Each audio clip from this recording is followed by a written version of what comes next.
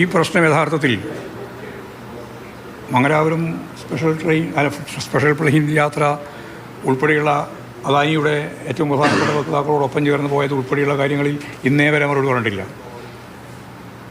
അദാനിക്ക് എല്ലാ പിന്തുണയും നൽകുന്നത് CPIM ആണ്, ഇടതുപക്ഷ ജനാധിപത്യ മുന്നണിയാണ് എന്നായിരുന്നു അദ്ദേഹം ആദ്യം വിശദീകരിച്ചിരുന്നത്. അതായിരുന്നില്ല. കൃത്യമായിട്ട് ഉമ്മൻചാണ്ടിയുടെ ഗവൺമെൻറ്റായിരുന്നു ഈ കരാറുണ്ടാക്കിയത് എന്ന് എല്ലാവർക്കും അറിയാം.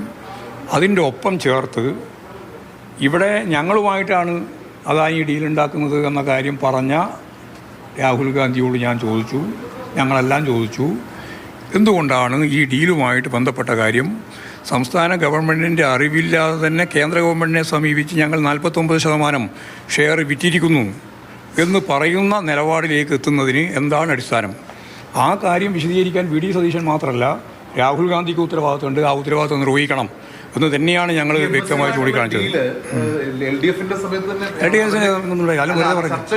ചർച്ചകളൊക്കെ പലതും ഉണ്ടായിട്ടുണ്ടാവുന്നു.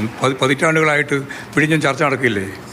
അത് ഏതെങ്കിലും ഒരു ചർച്ചയുടെ ഭാഗമായിട്ട് അല്ല. അതിനിപ്പോൾ ഞങ്ങൾക്ക് ആരുമായിട്ടും ചർച്ച ചെയ്യുന്നതിൽ വ്യത്യാസമില്ലല്ലോ, അഭിപ്രായ വ്യത്യാസമില്ലല്ലോ. എന്നാൽ സംസ്ഥാന ഗവൺമെൻറ്റിൻ്റെ അംഗീകാരം വാങ്ങാതെ ആ ചർച്ച എങ്ങനെയാണ് അവസാനിപ്പിച്ച് ഡീലുണ്ടാക്കി പോയത് എന്ന ചോദ്യം, ആ ചോദ്യത്തിലാണ് കൈമാറ്റം ഉണ്ടായിട്ടില്ല. ഇനി എന്ത് വേണം എന്നുള്ളതാണ് CPM നിലപാട്. ഓഹരി കൈമാറ്റം ഓഹരി കൈമാറ്റം ഉണ്ടായിട്ടില്ല എന്ന് പറയട്ടെ. അല്ല, ഞാൻ പറഞ്ഞത് അത് സിബിയുടെ മുമ്പ് പത്രസമ്മേളനത്തിലല്ലോ പറയേണ്ടത്, നിലപാടല്ലേ പറയേണ്ടത്. നിങ്ങൾ മനസ്സിലാക്കണം. കേക്ക് ഞാൻ പറയാം. കൃത്യമായിട്ട് നിലപാട് സ്വീകരിച്ചുകൊണ്ട് പറയേണ്ടത് അത് വേണോ വേണ്ടിയോ എന്നുള്ളത്. അല്ലെങ്കിൽ ഞങ്ങളോട് ചോദിച്ചിട്ടില്ല എന്ന് പറയുമ്പോൾ സ്വാഭാവികമായിട്ട് നടപടി സ്വീകരിക്കല്ലേ വേണ്ടേ, അല്ലാണ്ട് വർത്തമാനമായിട്ട് മാത്രം കാര്യമില്ല. അതുകൊണ്ട് വളരെ ഫലപ്രദമായ നടപടി സ്വീകരിക്കണം എന്നാണ് പാർട്ടിക്ക് പറയാൻ.